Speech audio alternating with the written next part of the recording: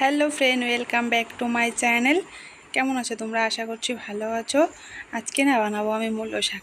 আচ্ছা, মূলো শাকটা তো সবাই খেয়েছো, কিন্তু মাছের মুড়ো দিয়ে কি কেউ খেয়েছো? হয়তো খেয়েছো, কিন্তু আজকে না আমি বানাবো কি, এটা হলো আর মাছের মুড়ো দিয়ে মূলো শাকটা রান্না করব।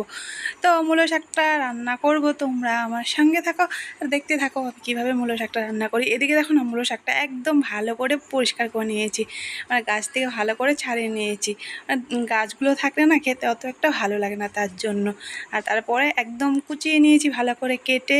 এখন ভালো করে একেবারে ভালো করে কুচোতেও পারিনি, মানে যতটুকু পেরেছি চেষ্টা করেছিলাম, যতটুকু পেরেছি করেছি। এদিকে দেখো না, দুটো আর মাছ এনেছে একদম ছোট ছোট, এরকম আর মাছ খুব কমই আনা হয় বাড়িতে। তো আজকে এনেছে দুটো, এই মাছের মুড়ো দুটো দিয়েই বানাবো আজকে মূলো শাকটা। এদিকে দেখো না, মূলো শাকটা আমি একদম ভালো করে ধুয়ে নিয়েছি। ধুয়ে টুয়ে এখন একটু নুন মাখিয়ে, মানে জলটা ফেলে দেবো, কারণ একটু তেতো লাগে মূলো শাকটা, মানে জলটা না ফেলে দিলে একটু তেতো তেতো লাগতে পারে হয়তো, তার জন্য একদম ভালো করে মেখে নেব। একদম মানে হাতেই রান্না হয়ে যাবে মূলো শাকটা। ভালো করে একদম মেখে একদম নুন জলটা ফেলে দিয়ে ভালো করে ধুয়ে নেব, একদম ধুয়ে ঝরঝরে করে নেব।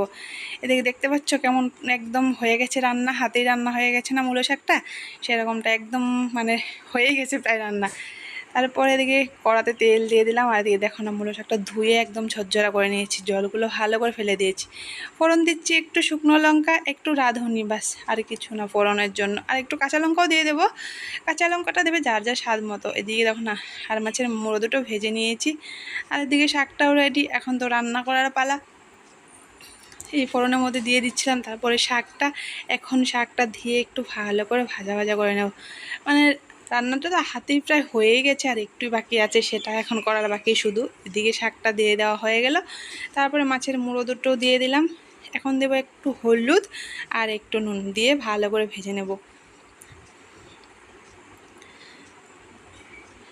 দিকে নুন হলুদ দেওয়া কমপ্লিট, ভালো করে এখন ভাজার পালা। ভালো করে ভেজে টেজে নিয়ে এখন একটু দিচ্ছিলাম চালের গুঁড়ো বাটা আর একটু ধনে বাটা, জিরে বাটা, জিরে আর চালের গুঁড়ো বাটাটা দিয়ে ভালো করে এখন মানে ভাজা ভাজা করে একটু হয়েই গেছে প্রায়, একটু মাখা মাখা হবে শুধু, ব্যাস এটুকুই বাকি আছে। এদিকে দেখুন আমার শাক রান্না একদম কমপ্লিট হয়ে গেছে।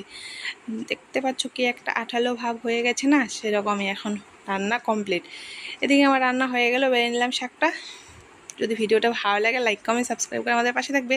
টাটা, ভালো থাকবে সবাই।